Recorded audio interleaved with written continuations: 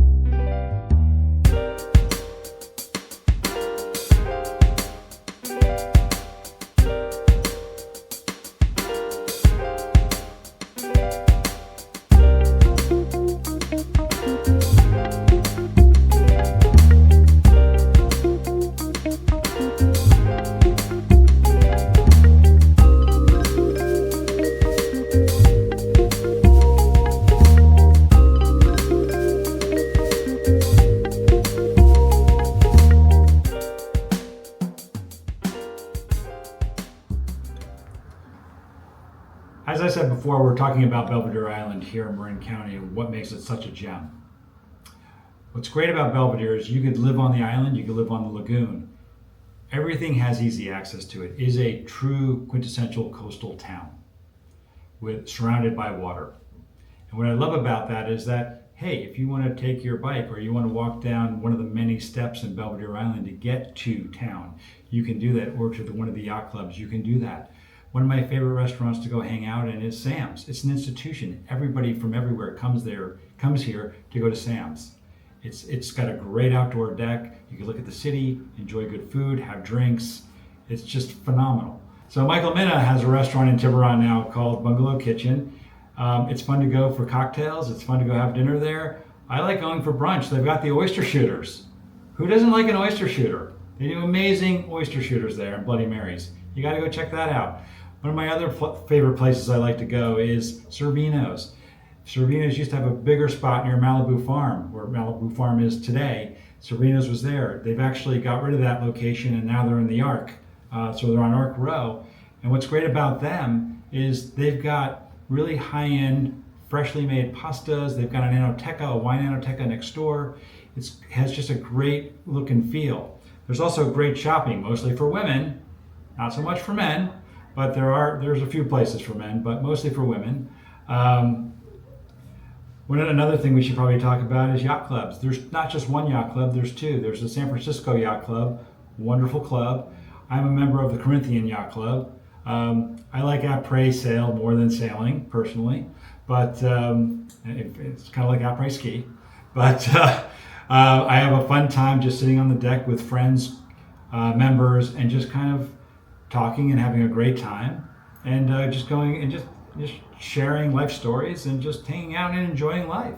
And that's what we're about here. It's just kind of a low-key lifestyle and just enjoying life.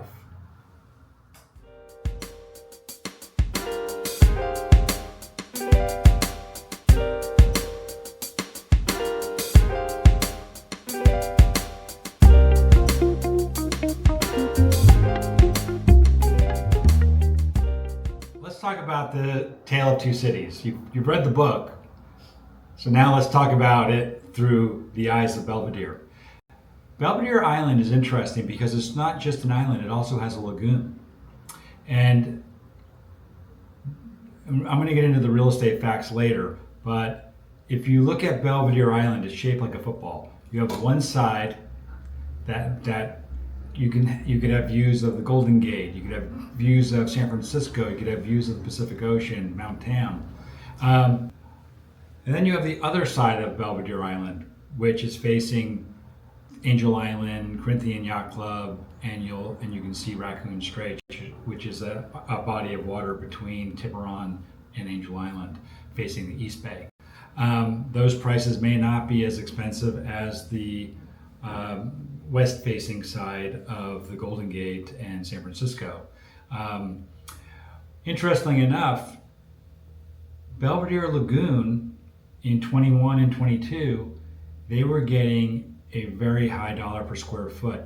People wanted a different lifestyle, and Belvedere Lagoon provided that lifestyle because most of those houses are actually mid-century moderns that were probably built in the 50s, maybe a little earlier, but maybe in the, I would say the 50s, 60s. It's all flat. They've got their own docks. You cannot have any motorized boats in there. It's a lagoon, but there's paddleboard, there's swimming, there's kayaking, there's canoeing.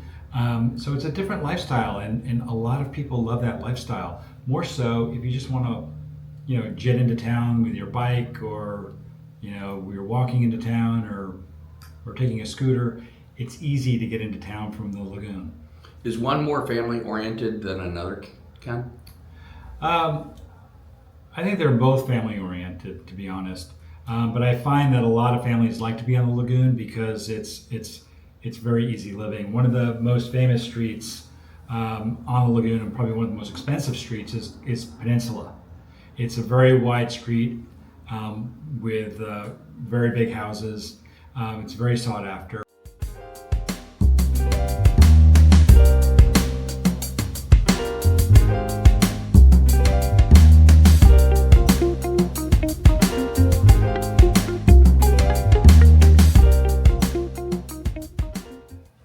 So what's also interesting about Belvedere is its architectural history.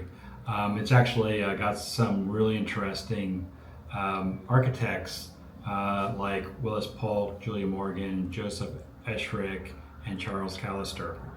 And then the lagoon is all about mid-century modern, back when they started building the lagoon out. But what's interesting is they used to bring some of these properties, these older homes from San Francisco, on barges to the island. And I just find it fascinating. And I've been maybe in 2 of them.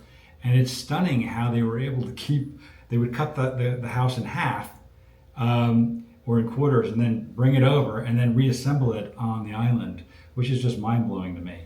And if you've noticed, a lot of the streets are because people in the city in the early days used to come to Belvedere for the summer because it was too cold. Because what did Mark Twain say? The coldest summer I ever spent was a summer in San Francisco.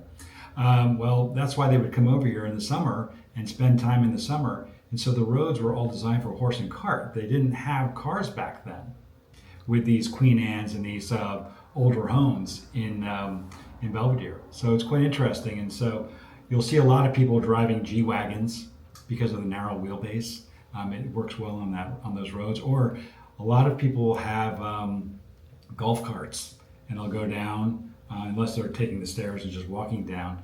More interesting, if you're able to buy one of these homes in Belvedere and you have to move in, the truck will stay down probably in the CVS parking lot, and they will have pickup trucks coming and going and bringing your stuff to the house, because that's how small and narrow the roads are in Belvedere. Just an interesting fact I thought you'd like to know.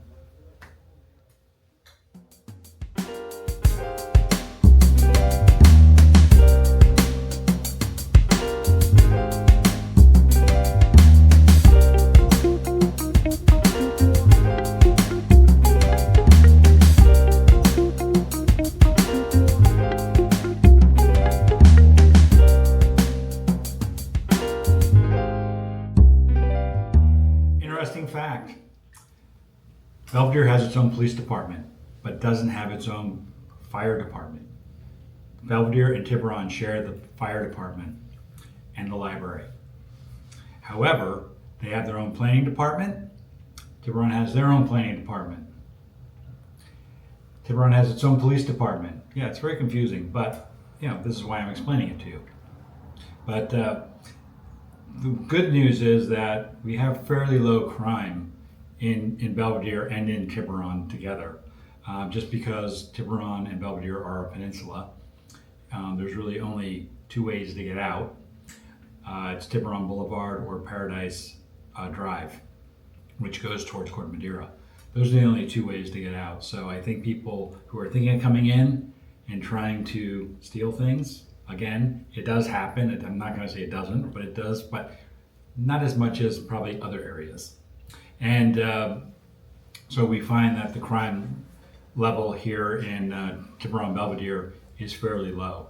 We also, by the way, important fact, we share a zip code, 94920.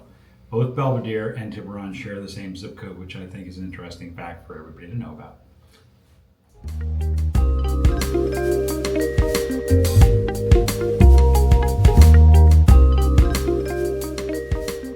If you enjoyed this episode of Belvedere and you want to learn more about Belvedere, I can be reached at ken.dara@evrealestate.com. That's Ken, Ken, Dara, Dara, at evrealestate.com. Ken, what show have they been watching? Coffee with Ken Dara. Thanks, Ken. Thank you.